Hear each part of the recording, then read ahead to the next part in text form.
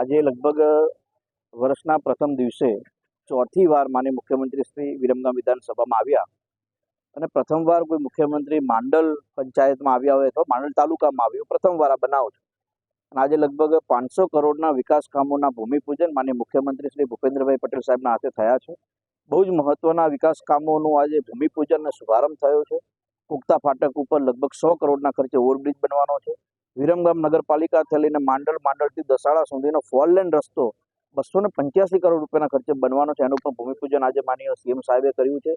સાથે જ વિટલાપુરથી કડી તરફનો જે રોડ છે એ રિસર્ફેસિંગ 55 કરોડ રૂપિયાના ખર્ચે થવાનું છે. અને એની સાથે જ વાયા વિરમગામનો જે ટેગ છે, આજે વાયા વિરમગામની સાથે સાથે વિકસિત અને વિરાસતની ભૂમિ એવું વિરમગામ આજે એક નવા પરિકલ્પો સાથે આગળ વધે છે. અને એટલા માટે લગભગ વિરમગામની અંદર 5 કરોડના ખર્ચે જે પીડબ્લ્યુડીની ઓફિસ છે મુખ્ય 4 રસ્તા ઉપર તિરંગા સર્કલ, ત્યાં 5 કરોડના ખર્ચે સર્કિટ હાઉસ પણ બનવાનો છે. જેના કારણે જ્યારે સફેદ રણોત્સવ હોય તો એ જતા લોકો માટે એક મહત્વનું સ્થાન પણ બનશે, લોકોને વિશ્રામની એક જગ્યા પણ બનશે અને દેત્રોજના લોકો માટે એક નવી સબ રજિસ્ટ્રાર ઓફિસ પણ ત્યાં બનાવવાનું એક આજે ભૂમિપૂજન થયું છે.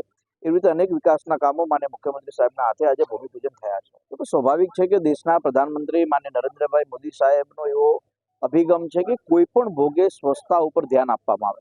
માત્ર નગરપાલિકાની, ગામડાઓની અંદર પણ સ્વચ્છતા બાબતે પંચાયત વિભાગ તરફથી પણ અભિગમ દર્શાવવામાં આવ્યો છે. અને એટલા માટે માન્ય મુખ્યમંત્રી સાહેબે બહુ મહત્વની વાત કરી છે. વિકાસના કામો તો થશે જ, પણ વિકાસના કામોની જોડે જોડે જો સ્વચ્છતા નહીં હોય તો હું એવું માનું છું કે વિકાસના કામો ઢંકાઈ જશે. એટલે માન્ય મુખ્યમંત્રી સાહેબે બહુ મહત્વની વાત કરી છે કે કોઈ પણ ભોગે સ્વચ્છતા ઉપર પદાધિકારીઓ, નગરપાલિકા હોય, પંચાયત હોય, ધ્યાન પણ આપે.